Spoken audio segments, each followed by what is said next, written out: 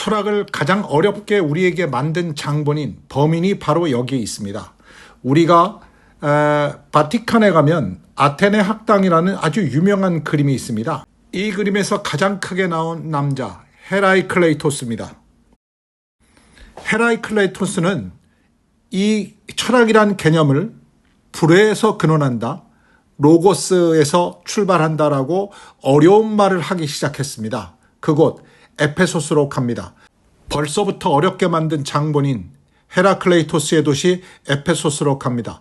에페소스는 현재 아무것도 없습니다. 그 바로 인접한 곳에 셀축이라는 곳이 있고, 이곳에서 에페소스까지는 거의 차로 5분 정도밖에 걸리지 않기 때문에 우리가 에페소스를 간다 그러면은 셀축으로 간다고 보시면 됩니다.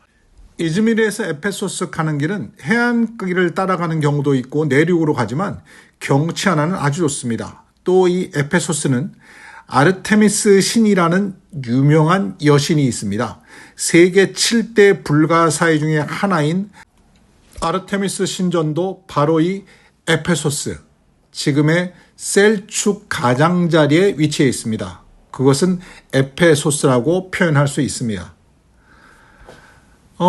에페소스를 들어갈 때 마음이 되게 좀 떨리는 것도 있었습니다. 철학이라는 것을 어렵게 만든 장본인 헤라클레이토스가 이곳에 있었기 때문에 철학이라는 놈이 우리에게 어렵게 다가선 겁니다. 이 헤라클레이토스가 로고스라는 것을 만들고 이 지금 우리가 생활하는 곳에서 떨어지기 시작한 바로 그 시점을 만든 장본인이 이 헤라클레이토스입니다. 그리고 그 헤라클레이토스가 있었기 때문에 이후에 소크라테스, 플라톤, 아리스토텔레스가 나올 수 있는 기반을 만든 사람, 그 사람이 바로 이 헤라클레이토스이고, 그 사람이 활동했던 주 무대가 바로 이 에페소스입니다. 물론 이 헤라클레이토스는 밀레토스의 탈라스하고 이름이 또 까먹었네요. 한나는 더 있죠. 아낭버식이 있죠. 이 사람님이 갑자기 또 생각이 안 납니다. 이 사람의 영향을 받아가지고 이 사람들이 자연철학자가 물이라고 한 것을 불이라고 다시 정의하면서 철학이 어려워지기 시작했습니다. 철학을 이렇게 어렵게 만든 장본인 에페소스 한번 구경해 보도록 하겠습니다.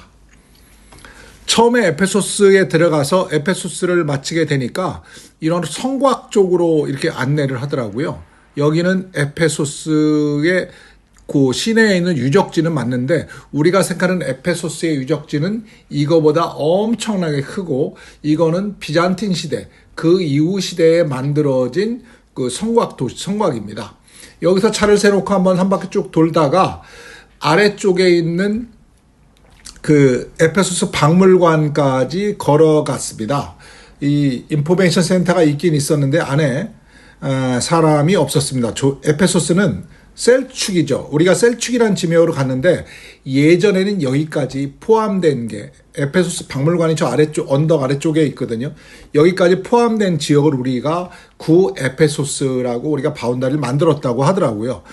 아르테미스 신전, 세계 7대 불가사의라고 일본 학자들이 명명했던, 동양의 학자들이 명명했던 그 7대 불가사의 중에 하나가 바로 이곳에 있는데요. 가보고 실망은 좀 했습니다. 그런데 다른 아르테미스 신전이 있어서 아르테미스 신전의 규모가 어느 정도였을까를 예측할 수는 있었습니다. 이 옛 성에서 약간의 언덕을 쭉 내려가면 사람은 그렇게 많지는 않았는데요. 도시가 되게 정겨웠습니다.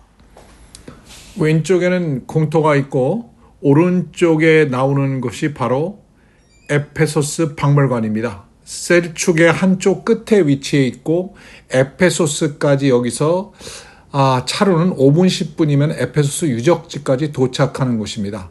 앞쪽에 있는 것이 이 에페소스 박물관의 가장 유명한 것이 아르테미스 여신상이 안에 2개가 있습니다. 지금 입구인데 사람들은 별로 없었고요. 첫 번째 들어가면 있는 것이 로마 황제들, 신들, 여신들이 지금 전시되어 있습니다. 지금 이것은 에페소스 박물관입니다. 이 지역 서쪽 있는 박물관 중에서는 입장료가 제일 비쌉니다. 10유로 받습니다.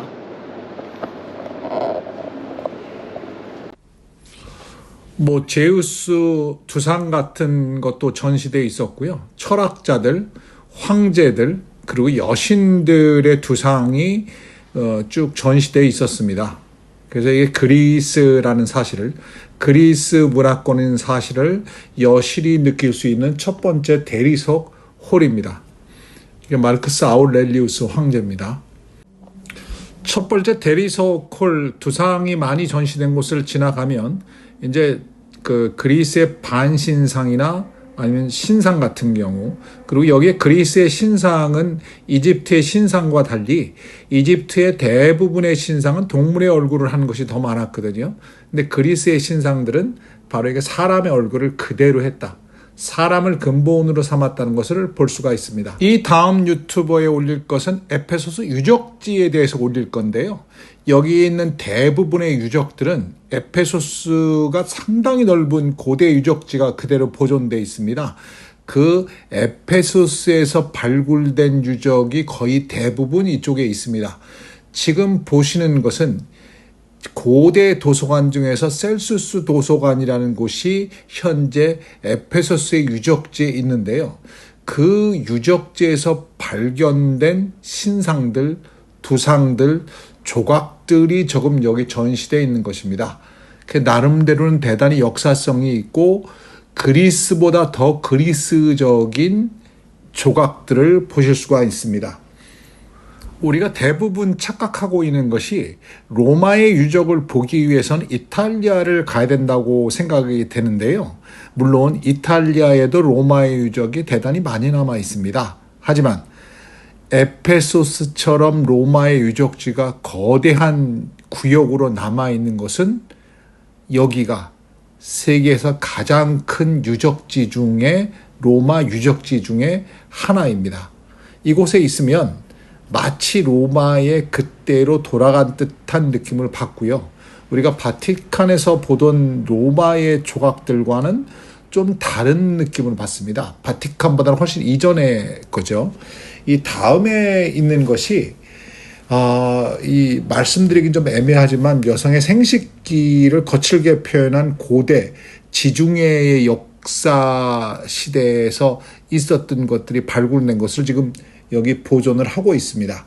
이것뿐만 아니라 이곳에는 기원전 6세기의 이집트 사제의 청동상과 기타 철학자의 두상 등 여러 가지 이집트와 교류했던 흔적들도 이곳에서는 찾아볼 수가 있습니다. 물론 이쪽에서 가장 오래된 유물은 기원전 6000년까지 거슬러 올라가는 유물들이 있습니다.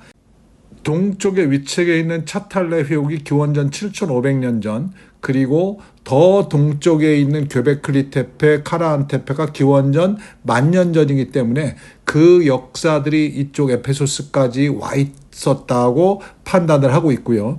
지금 이 에페소스 박물관에는 기원전 6000년경부터의 유물이 보존되어 있습니다. 지금 보시겠지만 여러 가지 유물들이 이집트의 영향을 받은 것, 이집트에서 만들어진 유물들도 상당수가 보존되어 있는 것을 볼 때 당시에도 이집트와 그리스뿐만 아니라 이집트와도 많은 교류가 있었다는 것을 알 수 있고요. 지금 보시는 모자이크 같은 경우는 모든 로마 시대 도시에서, 고대 로마 도시에서 같은 형태의 모자이크, 타일 모자이크로 그린 것이 발견이 되는데요. 여기서도 역시 마찬가지로 같은 형태의 타일 모자이크 벽화 같은 것이 발견되고 있습니다. 로마 같은 경우는 그 기원 후의 것도 상당히 많은 수가 진열이 돼 있었는데요. 그 이 에페소스 박물관의 특이한 점, 특별한 점은 에페소스 유적지가 기원 전에 있었던 도시이고 그 당시 그 에페소스 유적지에서 발굴한 것이기 때문에 다른 박물관, 로마에 있던 박물관보다 기원 전에 있던 동상이라든가 부조, 기타 조각들이 상당히 많은 수를 차지하고 있었습니다. 막상 보면은 로마 황제들의 다양한 얼굴도 볼 수 있었고요. 탈레스의 동상은 없었지만 헤라클레이토스하고 소크라테스하고 철학자라고 지명된 사람들이나 여신의 두상들을, 그리고 제우스라든가 기타 신들의 두상들이 많은 수가 이 에페소스 박물관에 있었습니다. 이거 마르크스 아울렐리우스 황제인데요. 이분 얼굴도 한 번 보니까 딱 알아보겠더라고요. 그러니까 상당히 많은 곳에 거의 비슷한 형태로 있었고요. 지금 이렇게 원형으로 된 그것은 옛날에 뱀의 그 형상을 만들어 놓은 거였었는데, 맨 투상은 없어진 상태로 하단부, 청동기의 하단부만 발견이 됐다고 합니다. 그 탁자 같은 경우도 상당히 조형미가 있는 탁자들이 좀 발견이 됐고요. 소크라테스는 뭐 그냥 보시면 알겠죠. 못생긴 철학자 소크라테스만큼 한 번 보고 알아보기 쉬운 사람은 아마 없을 겁니다. 어딜 가나 못생긴 소크라테스는 한 번에 알아볼 수 있었습니다.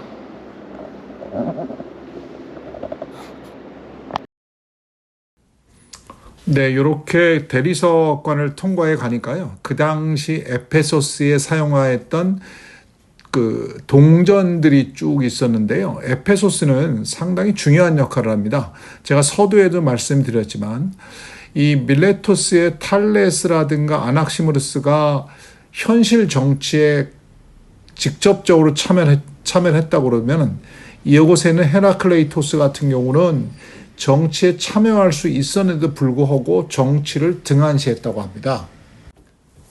모든 일에 아이러니가 존재하지만 이것도 아이러니인 것 같습니다.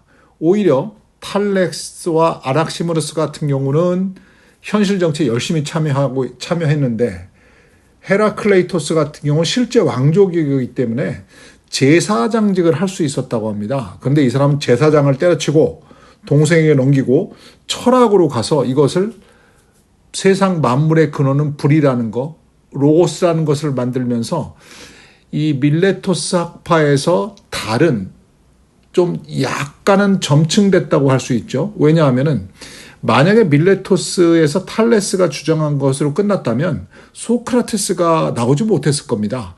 밀레토스의 사상을 다시 한층 다른 개념으로, 좀 어렵다고 느껴지게 하는 개념으로 바꿔놓은 것이 바로 이 에페소스의 헤라클레이토스입니다. 어떻게 생각하면 철학을 지금까지 어려운 범주로 놓은 범인이 바로 이 에페소스의 헤라클레이토스라는 것을 생각한다면 참 아이러니인 거는 같습니다. 예, 뒤에 보이는 시기가 그 탈레스가 살던, 에페소스에 살던 시기의 그 유물들입니다. 전 사실은 이 에페소스에 가서도 헤라클레이토스의 투상은 당연히 있을 줄 알았지만, 제가 힘들여 찾던 것은 탈레스의 어떤 흔적이었습니다. 그러나 여기서는 당시에는 탈레스가 큰 영향을 미친 것 같았는데, 여기서는 탈레스의 흔적은 찾을 수 없었습니다. 한편으로는 좀 섭섭했지만 헤라클레이토스의 도시에서 탈레스를 안 본 것도 그럴 수 있다는 생각도 들기는 듭니다. 그리고 이곳에서는 생각보다 많은 수의 유물들, 기원전, 이 헤라클레이토스가 있던 시기의 기원전의 유물들을 많이 볼 수가 있었고요. 왜 이곳에서 철학이 출발했는가를 보다 사람의 얼굴을 통한 석상과 두상을 통해서 느낄 수가 있었습니다. 이집트나 다른 곳과 달리 이곳은 사람의 얼굴을 주로 해서 신을 만들었고, 사람의 신상을, 사람의 전신상을 만든 것이 주로 보였습니다. 제가 이집트를 같은 시기에 방문했기 때문에 이집트를 갔을 때의 거리감과는 상당히 차이가 있었고요. 철학이 왜 인간을 연구하는 건지도 새삼 느낄 수가 있었습니다. 모든 것을 구경하고 밖에 나와서 이게 끝인 줄 알고 사실은 좀 실망을 했었어요. 왜 실망을 했었냐면, 아르테미스 동상을 못 봤는데 자꾸 있다 그러는 거예요. 그래서 제가 여기서 끝인 줄 알았는데 이게 끝이 아니었습니다. 요 야외 공간을 지나가면 마지막 방에 바로 우리가 보고 싶던 아르테미스 신상이 있는 곳이 바로 밖 안쪽에 가장 중요한 하이라이트로 있었고, 제가 낸 10유로가 아깝지 않다고 느끼는 것은 마지막 순간이었습니다. 앙카라에 있는 아나톨리아 문명박물관에 가서 차탈레위크에서 발견한 데모 신상을 기억하십니까?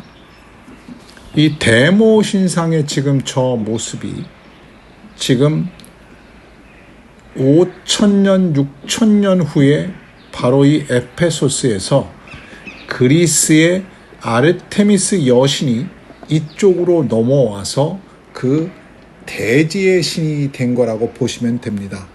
그리스의 아르테미스 여신은 자연을 지배하는 사냥의 여신인데, 에페소스의 아르테미스 여신은 생명을 낳고 도시를 지키는 어머니 여신이라고 해석을 하고 있습니다.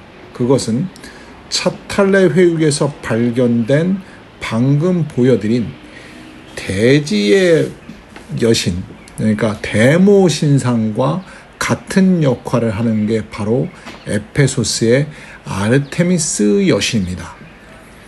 이 지금까지 쭉 보시면 대리석으로 만든 조각들을 쭉 보고 넘어가시는데요.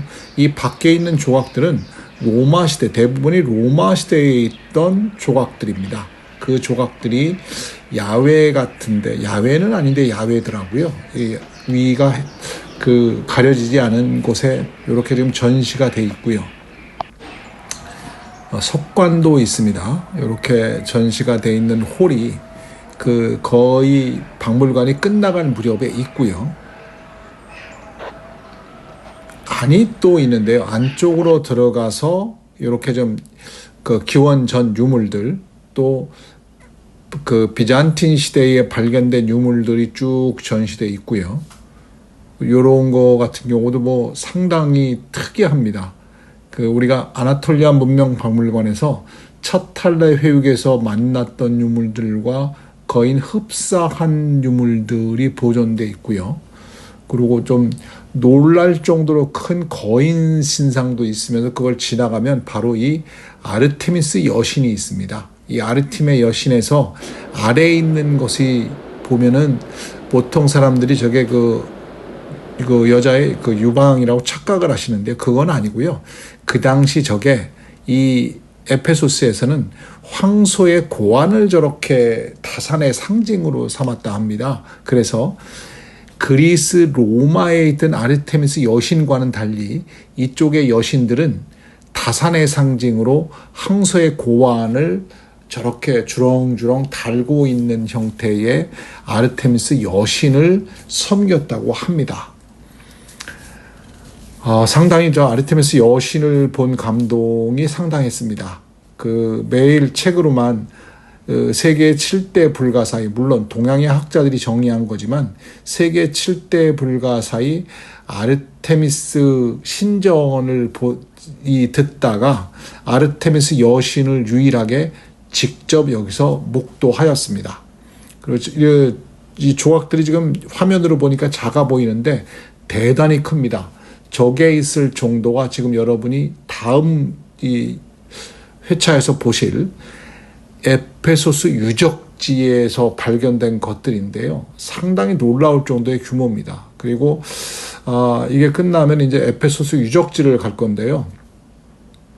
제가 많은 나라에서 로마의 유적을, 지금까지 제가 본 로마의 유적지 중에서 가장 큰 로마의 유적이 그냥 그대로 남아있는 것이 바로 에페소스의 야외 유적지라고 저는 생각을 합니다. 저는 사실 이 에페소스 박물관도 박물관 나름대로 의미가 좀 깊었지만요. 에페소스 유적지를 가보고는 상당히 놀라웠습니다. 사실 폼페이를 갈 때도 나름대로 폼페이를 보고 나서 놀란 것들이 있는데요. 거기보다 한 감동이 4~5배는 더 크지 않았는가 생각을 합니다. 아르테미스 여신을 자꾸 찍는 이유는 이게 처음 봤습니다. 처음. 아르테미스 여신을 처음 봤거든요. 사진으로 매일 보다가 직접 이렇게 실물을 2개를 보니까 또 이 아르테미스 여신이 이 2개는 실제 아르테미스 여신 신전에 있던 것은 아니라고 예측을 하고 있습니다.